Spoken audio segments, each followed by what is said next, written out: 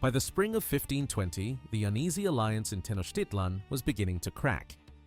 The Spaniards lived inside the palace of Axayácatl like men besieged, suspicious of every drumbeat and every whisper in the markets.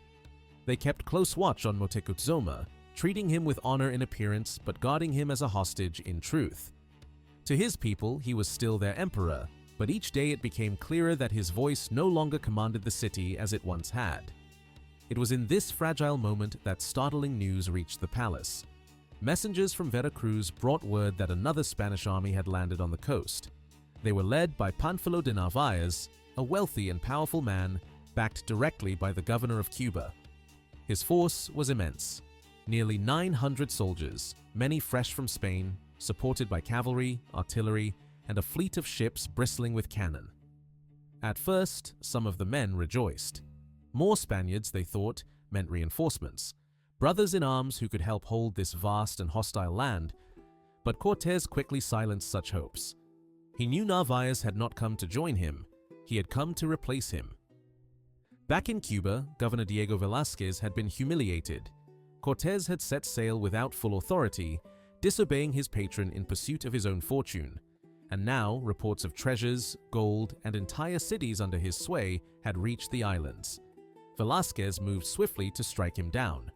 Narváez carried papers from the crown, commanding him to arrest Cortés, strip him of his command, and deliver Mexico's riches to Cuba. When the news was spoken aloud, the palace fell silent.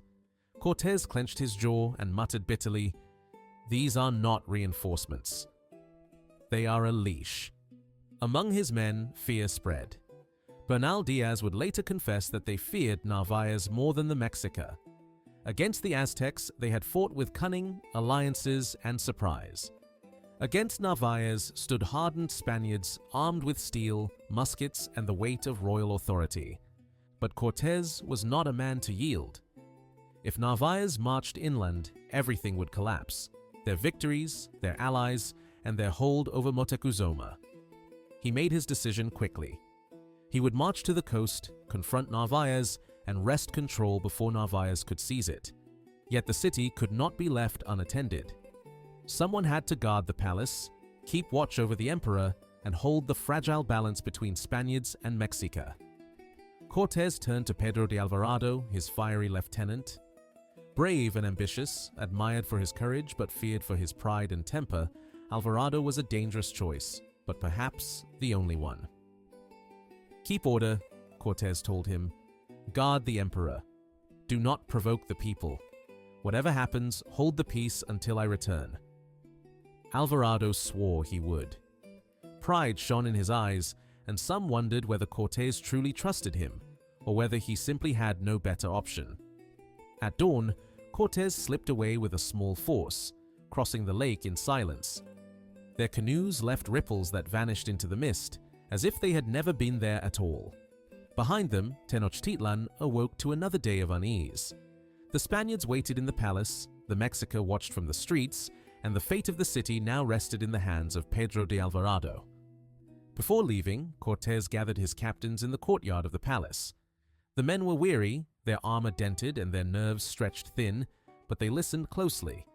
He reminded them that they were only a handful of Spaniards in the very heart of a vast empire. Every step outside the palace was watched. Every drumbeat in the night might signal an attack.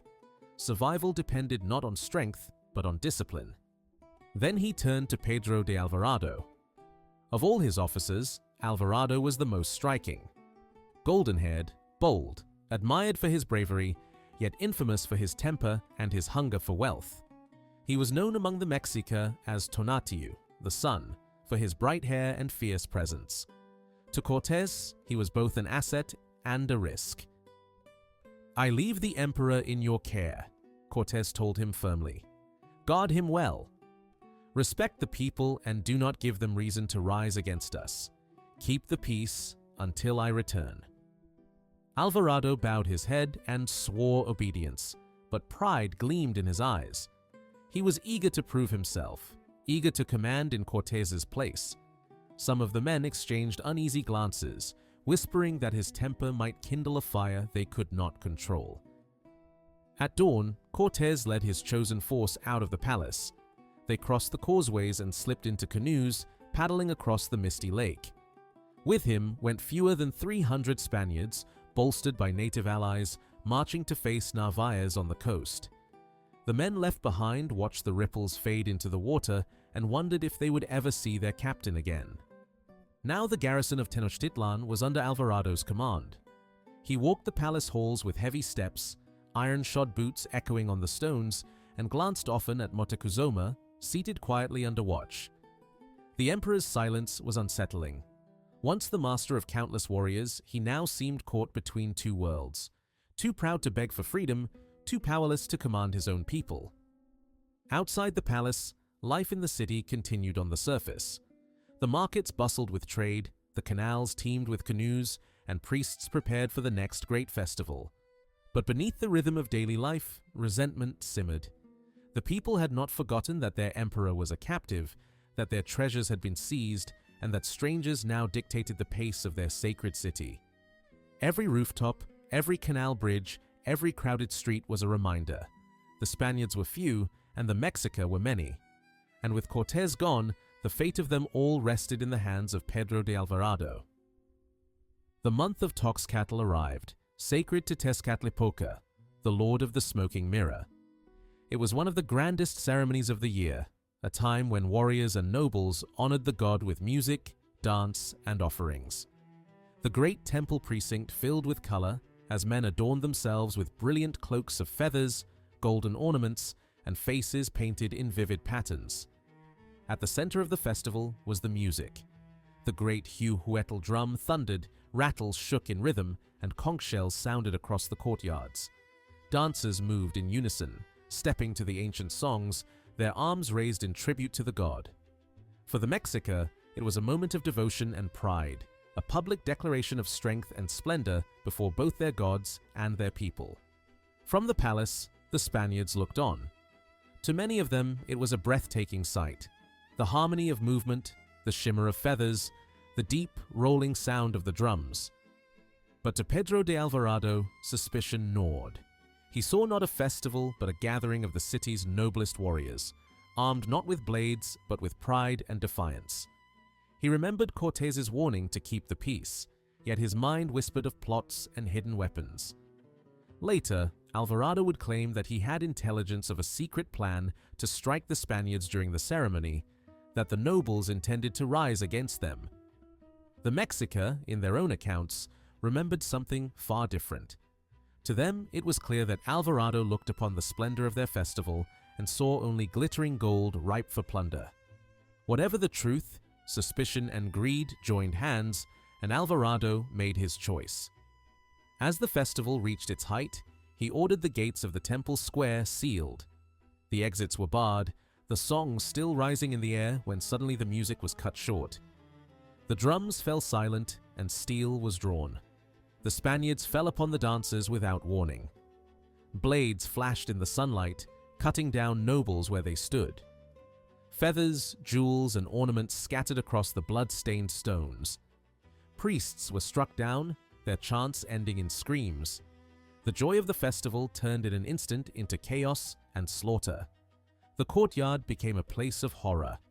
Men fell in heaps, women shrieked, and the sacred music of flutes and drums was silenced by the clash of iron and the cries of the dying. What had begun as a celebration of the gods ended as a massacre at the hands of foreigners. The people of Tenochtitlan would remember it as the day the Spaniards betrayed them during the festival of Tóxcatl. From that moment, there could be no more peace between them. The cries from the festival spread like fire through the city. Families wailed for their dead, runners dashed into every quarter, and the sacred drums that once beat for the gods now pounded in fury. Word carried fast. The Spaniards had slaughtered unarmed nobles and priests in the heart of the celebration. In an instant, Tenochtitlan rose. Warriors seized their shields and weapons, and the city turned into a fortress. Streets were barricaded with stones and timbers. Bridges along the causeways were torn apart, leaving open gaps of water to trap intruders. Canoes filled the canals, bristling with spears and obsidian blades, ready to cut off every escape. From the rooftops came a rain of darts, arrows, and stones. The The Spaniards, who had once walked boldly through the marketplaces, now found themselves trapped inside the palace walls. Inside the compound, Pedro de Alvarado tried to seize control. He demanded that Motecuhzoma calm the people. The emperor, still adorned with his regalia, mounted the platform of the palace and addressed the furious crowd. Once, his voice had been law in Tenochtitlan, but now the people heard only weakness. They saw him speaking as a captive, guarded by foreigners. His pleas were drowned in shouts of rage and curses hurled at both him and the Spaniards. As the days passed, the situation grew desperate. The palace became a prison for the invaders. Food ran low, water grew scarce, and every attempt to leave the compound was met with showers of stones and spears. Warriors hurled burning torches into the courtyards, filling the air with smoke. The wounded cried out, and the dead were piled in corners, their armor stripped away for reuse. Bernal Diaz later wrote that it seemed as though the entire city had come alive against them. Every street was a trap, every rooftop a battlefield. It no longer mattered that they held the emperor. The Mexica had turned their backs on Motecuhzoma's words, and the Spaniards were now alone, surrounded by a city of enemies. Trapped in the heart of Tenochtitlan, Alvarado and his men waited in fear, hoping against hope that Cortés would return before they were all destroyed. While Alvarado and the garrison endured the fury of Tenochtitlan, Cortés marched toward the coast with a far smaller army. He had fewer than 300 Spaniards at his side, hardened men who had already survived battles and sieges, but now faced the greatest gamble of their lives. Ahead of them waited Pánfilo de Narváez, with nearly 900 fresh soldiers, ships, artillery, and the full backing of the governor of Cuba. On paper, the outcome seemed certain. Cortés, however, carried an advantage Narváez did not. Along the roads through Tlaxcala and the Gulf Coast, thousands of native allies rallied to him. The Totonacs and the Tlaxcalans, who had suffered long under Mexica tribute and war, had staked their fortunes on the Spaniards. For them, Narváez was no savior, but simply another Spaniard who might undo their fragile alliance. And so they marched with Cortés, swelling his ranks and giving him the appearance of strength. When Cortés reached Cempoala, he saw Narváez's camp spread out like a fortress, bristling with soldiers, horses, and cannon. To attack such a force in open battle was unthinkable, yet Cortés knew speed and daring were his only weapons. He studied the camp, weighed the enemy's confidence, and chose to strike in the night. A storm gathered, rain sweeping across the coast, thunder rumbling in the distance. Under cover of darkness, Cortés and his men crept toward Narváez's quarters. They moved swiftly, torches dimmed, weapons slick with rain, and at a signal, they fell upon the enemy. The clash was sudden and violent. Narváez, caught unprepared, tried to rally his men, but a blow struck his face and cost him an eye. Staggering and wounded, he was dragged down and taken prisoner. His army, shocked by the speed of the assault, faltered. Within hours, many laid down their weapons. Cortés acted with cunning. Instead of punishing them, he promised gold, glory, and a share of the riches of Mexico. Faced with the choice between defeat and fortune, many of Narváez's men swore loyalty to him on the spot. When the storm cleared and the sun rose over Cempoala, Cortés had transformed his peril into triumph. From fewer than 300 men, he now commanded the largest Spanish force in the New World. What had begun as a desperate gamble ended in victory. But his triumph came at a cost. In his absence, Tenochtitlan had erupted into open war. And as he turned his new army back toward the Valley of Mexico, Cortés was marched not to a city subdued, but to a city in flames. When Cortés returned to Tenochtitlan, he found not the shining city he had once admired, but a battlefield. Smoke curled into the sky, the smell of fire and blood clung to the air, and the sound of drums and war cries echoed day and night. The causeways were broken, the canals bristled with canoes, and the Spaniards who remained inside the palace looked haggard and worn, their armor dented and their faces gaunt with hunger. Alvarado's massacre at the festival had turned the city into a storm. The Mexica no longer listened to Motecuhzoma, no longer treated him as their great speaker. They saw him as a captive, powerless to act, and as Cortés entered the palace, he realized the truth. Their shield was slipping away. Even with the men he had gained from Narváez, Cortés faced a desperate situation. Supplies were nearly gone. Every attempt to leave the palace brought a storm of stones, spears, and fire.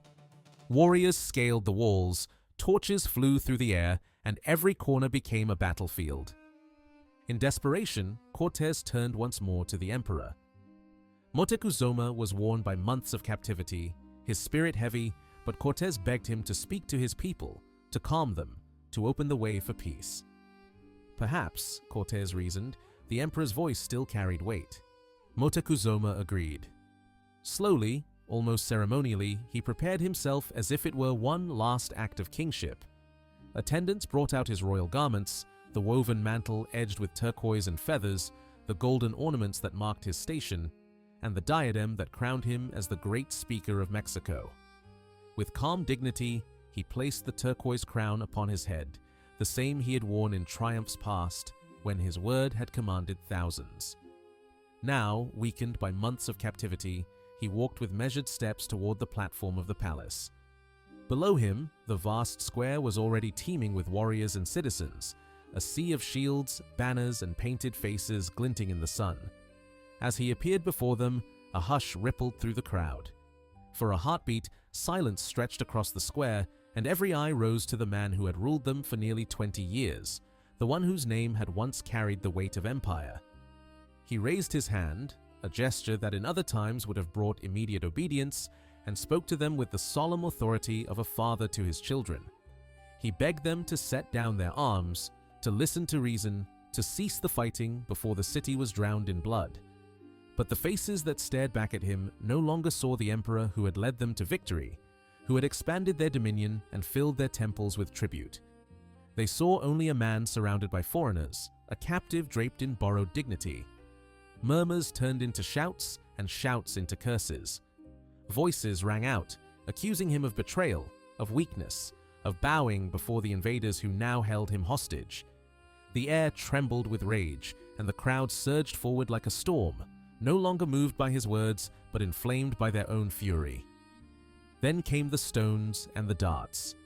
At first, 1 or 2 missiles flew, then a storm followed. Arrows, sling stones, and spears rained down on the platform. Motecuhzoma stood exposed, and the fury of the crowd found him. A heavy stone struck his head, knocking the turquoise crown from his brow. Another blow caught him in the side, and his legs gave way. The emperor, who had once commanded armies, now collapsed before the eyes of his people. Spaniards rushed to his side and carried him back into the palace, his robes torn and stained, his body broken, and his spirit dimmed. Inside the palace, the Spaniards tried desperately to keep him alive.